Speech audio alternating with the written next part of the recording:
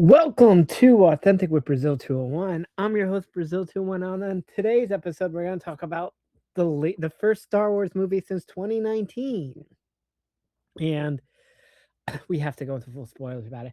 We're going to talk about the Mandalorian and Grogu, and I have to say, there's a lot. With full spoilers. There's a lot of issues with this quote unquote movie, and this was not. This shouldn't have been the first of the Star Wars movies to come out, but look. It's out and it's basically 4.5 episodes, and it's literally shot like TV, stitched together. And I'm not saying that doesn't work, because for those of you who saw like the Digimon movie, I don't know if you remember the one with Ty and everybody, how it was basically 3 episodes of television, but 40-minute episodes, right? Stitched together, and it kind of seemed like a competent story. We had the toddlers when they meet Agumon, and then we had them go into the internet, and then we had what's it called? The Davis and everybody fight the same virus that they fought in the middle part, and each part within the movie had a beginning, middle, end, and it felt like a complete story.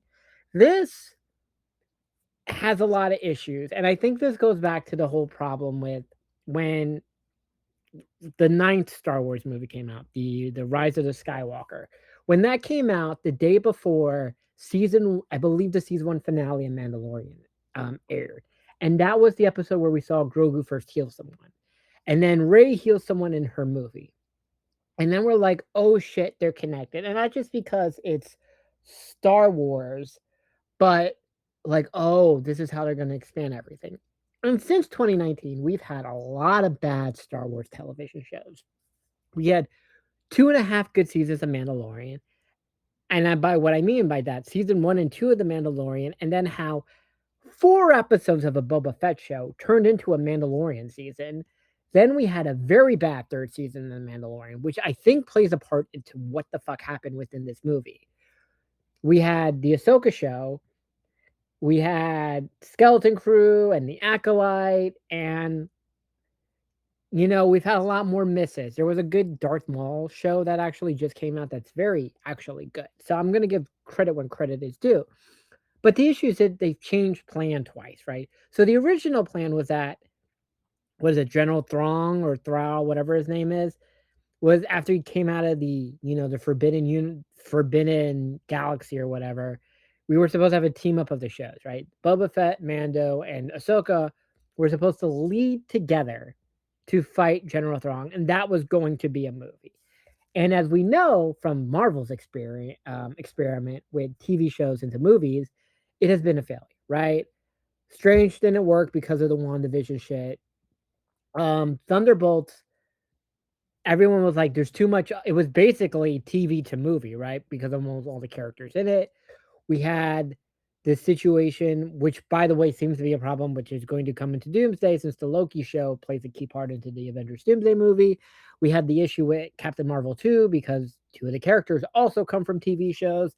And this just led into the quote-unquote too much homework into the problem. So what we get is a movie that isn't servicing anybody, because we're like, okay, if you've seen the 3.5 seasons of Mandalorian, the shows, you're like, okay, maybe some people from the TV shows are going to pop up, right? And yet none pop up, right? There is no Bo-Katan, there's no Gina Carano. I understand, certain people have died in real life from it, but there's no Fett Chow, the person Minnie plays, right? None of the people we have seen in the shows besides Sigourney Weaver, pop into the movie, right? And you're like, fine, right? This is the homework problem. But you also are now punishing the people who have seen the shows. And this Mandalorian, like that we see in the movie, does not at all feel like the Mandalorian we have watched since 2019. And that is the problem. Okay. So he has some partner, which, by the way, they never say his name in the movie. I have no idea. It's some fish looking man, right? I don't know what his name is.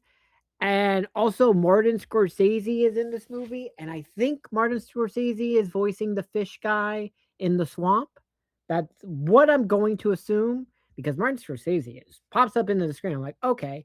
And I assume he is the fish man, right? And obviously Jeremy Allen White is what's it called? Fucking the Rod of the Hut. And what Jeremy Allen White has said, which explains the problem within his character, is that he never got the whole script of the movie. He just got his lines. So he never saw his character, how his character's arc is supposed to be in reaction to everything that happens in the movie. So he's just reading these lines. So no fault to Jeremy Allen White. But this is another fucking problem because the way it works is that he's captured, he's enslaved, and all this other shit, and he just reads it like he's reading it for the first time. And this is a fucking problem with that. And then comes the 4.5 episodes of television that the show really is. We have the cold open on the snow planet, to then we go to our quest area with Sigourney Weaver, where it's like, oh, you need to meet the Huts.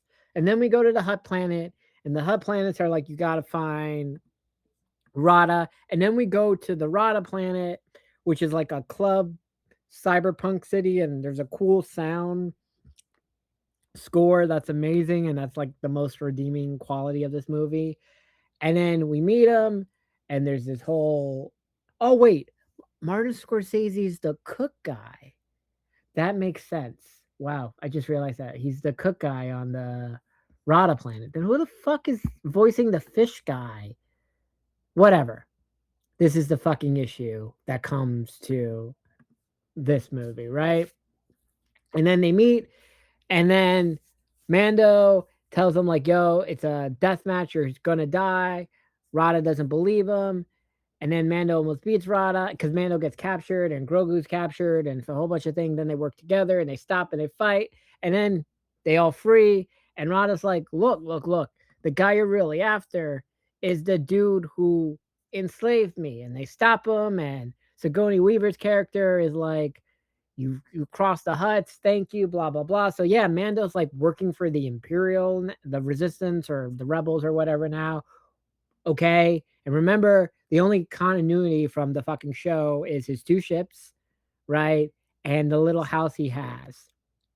And the Baba Fruit people. And this is the situation here. Then a bounty hunter captures Mando, beats Mando, and Mando gets this is where the reshoots happen, where the twins remove the helmet and they're like, you broke your Kree, I've seen your face in the whole thing. But what we've seen tons of times in the show is that Mando's actually perfectly okay with taking his helmet off multiple times now. Right? And he doesn't really seem to be, he seems to be more of like the Boba Fett type of Mandalorian who likes to remove the helmet, right? Whatever. He gets poisoned. And then this is where the movie becomes very interesting, is the silent Grogu movie for 20 minutes, where Grogu has to go rescue Mando and then has to heal him and the whole thing. And we see how much Grogu has grown since the show. And he's very smart and everything, but this is going to be also the other situation of where we are timeline-wise. We are, I guess, 15 to 20 years from Kylo Ren taking over the universe or begin to attack the universe, right? Where we seem to be almost there. And this is the situation. It's like, okay, Mando's what, 40, 30 something, whatever. I assume, is he alive by the time Kylo goes on his ring? Does Kylo kill Grogu? When is Grogu supposed to turn into a person who can speak, right? And this is the other Disney problem, right? Are we ever going to get that? And maybe we don't need to, right? Maybe it's like, Grogu's like a Saiyan, just one day he can speak. And maybe he learns to speak after his, Mando finally dies. But this is the situation. Is that the silent Grogu thing, I think, could have been a fantastic movie because it basically would have been like WALL-E. The WALL-E movie, if for people who don't remember, WALL-E movie is completely silent for the first hour and 10 minutes before the Eva character pops in. A silent Grogu movie of him just doing stuff would have fucking worked. Okay? Because I think that 20-minute Grogu silent adventure is great. And then he heals Mando because the fish person drinks it. And then they fight to rescue Rada. And Rada's like brolic. And there we go. And now Rada hangs out with Zeb, I guess. And this is the thing, as in, like, how long have Mando and Zeb been partners? And this is the whole situation. Grogu and Rada are friends, and Grogu's adorable. And then they just fly away. They kill the Hutts. And there we go.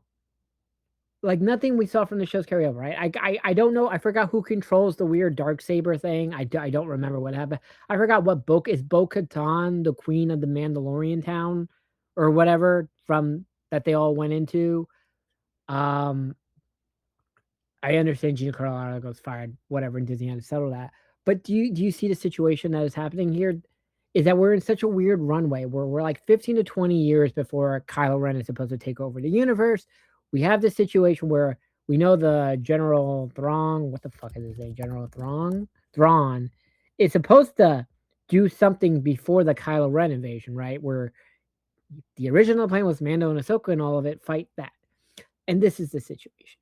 Now, I am wondering if the Gosling movie that comes out next year will be good. Now, we know the Gosling movie takes place after episode 9. We were supposed to have a Rey movie as well. I hope we still get a Rey movie. But we know Gosling's character is not a Jedi, but he has a little boy that follows him. So once again, we're doing this fucking child thing. And allegedly, the little boy is the broom child from the end of episode 8 that like is force sensitive, that like moves the broom. And for those who remember, episode 8 had that fucking, all the stupid shit with Mopey Luke and the annoying Asian girl everyone hated, that everyone bullied so badly she went offline. And then in episode 9, anytime they showed her, they're like, go away, go away, go away. We don't want you anymore.